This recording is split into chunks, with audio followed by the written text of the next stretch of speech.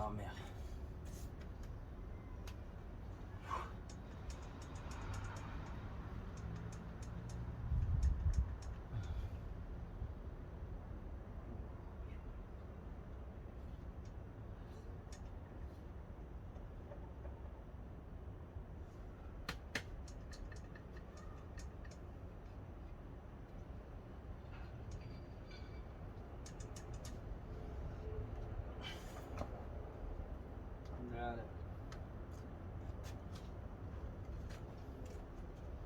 L'embrayage يا وليدي l'embrayage.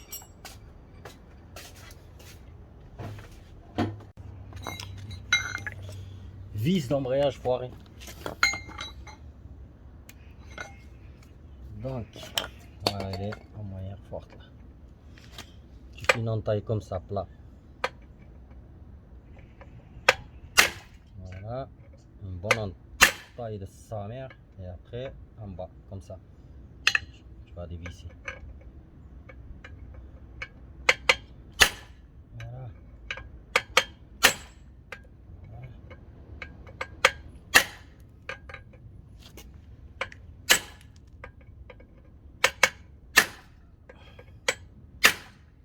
Tu fais une autre par là.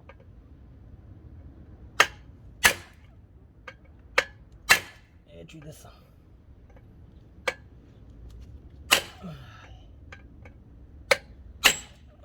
Et comment c'est serré ça, mère?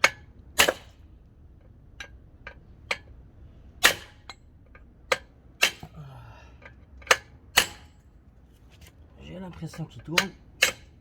Ouais. Je me fais démonter la main à chaque fois. Hop, voilà.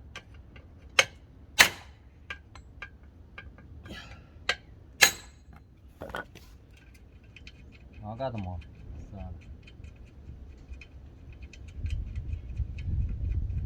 Franchement, et là encore le moteur il est par terre. Quand il est sur la voiture, bon courage. Et voilà. Les amis, l'embrayage complètement pété. Ça m'étonne que les vitesses ne passaient plus.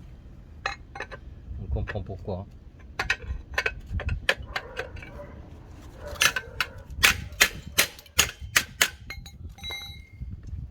Déjà il est collé. Je vais chercher un truc là.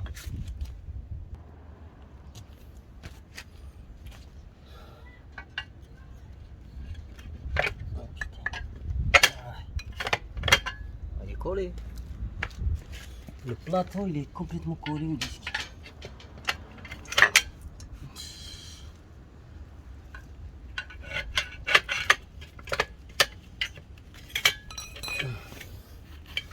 Salir les mains, ça mère.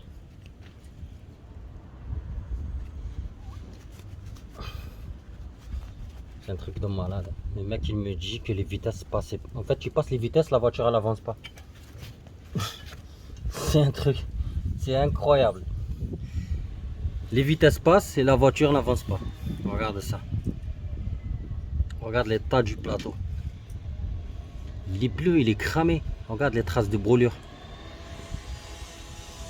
Ça, il a surchauffé de malade. Choc thermique, air frais. Bim. Regardez-moi les morceaux. Il y a un morceau de ressort. Dedans, il y a des morceaux de trucs bizarres là. Et regardez le disque, vous allez halluciner. Vous avez déjà vu un disque comme ça?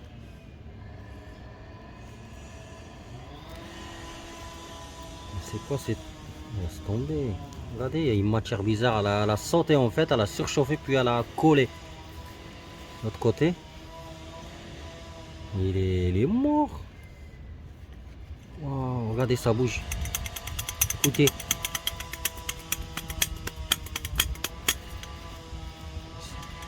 Regardez. Ah ouais, ça a pété. Regardez.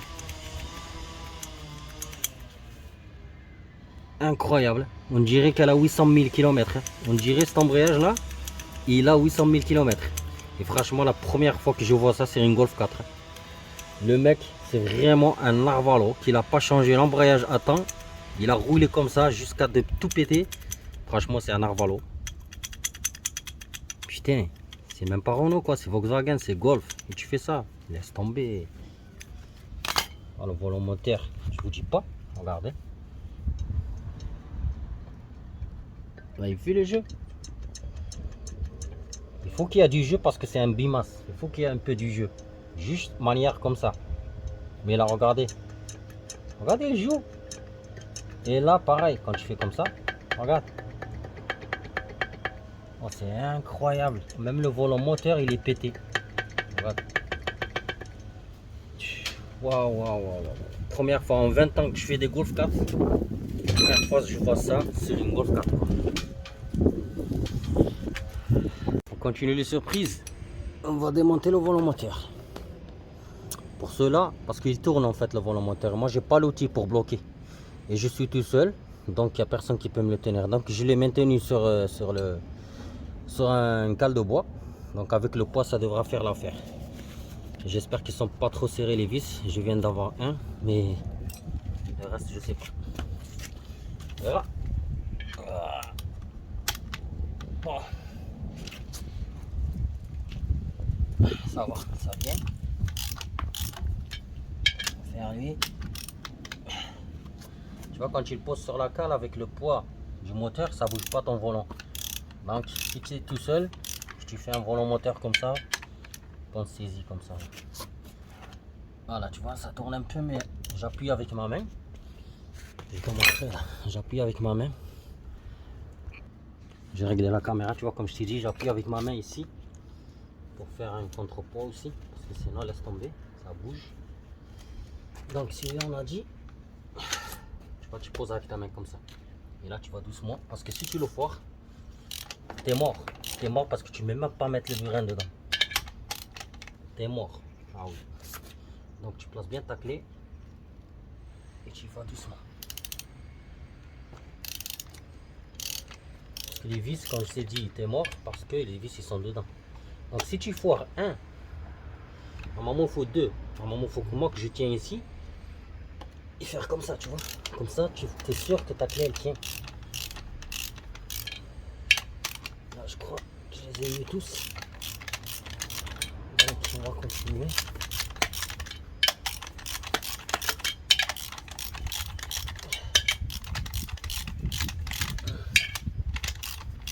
Voilà.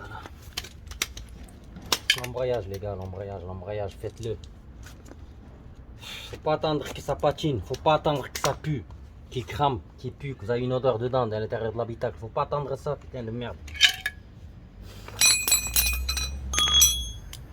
Certains kilomètres, changez le bordel. Regardez là, dans quel état il se retrouve votre embrayage. En panne, le mec, il était en panne, hein. Sur la rocade, je vous le dis. Parce que la voiture, elle avançait plus. Donc dépannage, il a payé le dépannage parce qu'il était assuré minimum. Donc il a claqué 150 boules. Jusqu'à chez lui, la voiture HS. C'est tombé. Pourquoi? Ben voilà. Le disque d'embrayage est cassé. Volant moteur cassé. Vous allez voir. Faites-le l'embrayage. Faites-le. Attendez pas. Et ça, surtout le volant moteur. S'il casse, vous êtes dans la merde. Pourquoi vous êtes dans la merde? Parce qu'il tient sur le vilebrequin. Et s'il y a du jeu, c'est le vilebrequin qui va prendre du jeu aussi. C'est qui fait tourner lui là? C'est le vilebrequin. Ben oui. Donc il tient sur le vilebrequin. S'il pète, c'est fini. Ton vélo, poubelle. Ton moteur même poubelle. Parce que voilà, tu vas changer un vilebrequin. On va voir combien il coûte déjà. Il va te renseigner pour la main d'œuvre. Sodomiser mon gars. Rien comprendre. Donc à certains kilomètres, changez votre kit d'embrayage. Monomasse, ce qui est bien sur les monomasses, ce qui est bien sur le bimas d'origine, c'est qu'il y a des ressorts à l'intérieur. En fait, ça protège la boîte du couple. Le couple moteur, le moteur, il envoie un couple. Donc lui, le bimas, il absorbe ses couples. Comme ça, la boîte, elle mange pas. Ça s'appelle des coups de bélier. Ça s'appelle les coups de bélier. Donc lui, il protège la boîte pour qu'elle mange pas les coups de bélier comme ça. Après, il y a des volants moteurs monomasse. C'est pas bimasse avec des ressorts. C'est simple et il est plus léger. L'avantage, c'est qu'il est plus léger. Et tu n'auras jamais de problème avec ça. Parce que voilà, il n'y a pas de ressort, il n'y a pas qui fait. Donc tu seras tranquille. Après, l'inconvénient, c'est qu'à chaque fois que tu vas couper le contact, bim, coup de bélier sur la boîte. Voilà, ça va vibrer. Donc à chaque fois que tu coupes le contact, il faut que tu restes appuyé sur ta pédale d'embrayage. Moi, je préfère les Bimos. Vaut mieux conserver sa boîte que, voilà, que garder un volant moteur qui coûte 200 euros. Donc, normalement, toutes mes vis sont enlevées là. Voilà, tu vois. Hop. Et là, je vais enlever la. Parce qu'il est posé sur la cale. Ça, j'arrive pas à l'enlever. Donc, voilà, toutes les vis, je vais juste le repousser. J'enlève ma cale. Je repose ici, sur le carter. Et là. 2, 3, 4, 5, 6. 3, 6. Pourquoi il sort pas?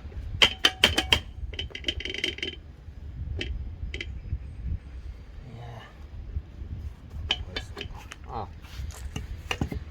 Joint SPI vilebrequin. Attention, il faut changer ça. Quand vous changez votre embrayage, changez-le parce que c'est lui qui tient l'étanchéité du bloc moteur, du bas moteur à. Surprise maintenant. Regardez. Je le bloque, regardez. Je sais pas si vous voyez.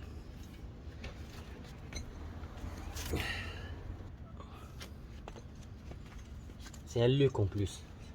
C'est de la merde. Luc. Ça veut dire qu'il a déjà été changé. Regardez là. Regardez tout ça. Tout ça c'est un jeu. Le pire, quand tu fais comme ça. Je bloque ici là. Voilà, quand tu fais comme ça. T'as vu? En plus il est cassé. Il est cassé, il est cassé. Il y a des matières dedans. Regardez. Il y a des matières. Et dedans il est. Donc poubelle. Poubelle, regardez, c'est la matière. La matière du disque, c'est sûr. Voilà. Joint SPI du vélo. De ce côté, il est très simple à changer. Que des vis de 10, tic tic tic tic tic. Tu le sors, tu remets le nouveau et tu remets les vis. Avec le serrage du couple, je crois que c'est 20 Nm ou 25 Nm. Tu seras tranquille de ce côté, tu n'auras plus de fuite d'huile. Parce que les joints SPI, voilà le problème que ça fait les joints SPI. Regardez toute la crasse de merde. Tout ça c'est les joints SPI. Tu as un autre joint SPI côté vilebrequin derrière. Il y a un autre joint SPI ici. Tu as le joint SPI côté arbre à cam ici et tu as un autre joint SPI. Il y a 4 joints SPI. Donc si tu changes les 4, nickel, tu n'auras plus jamais de fuite de moteur. Bon, à bientôt.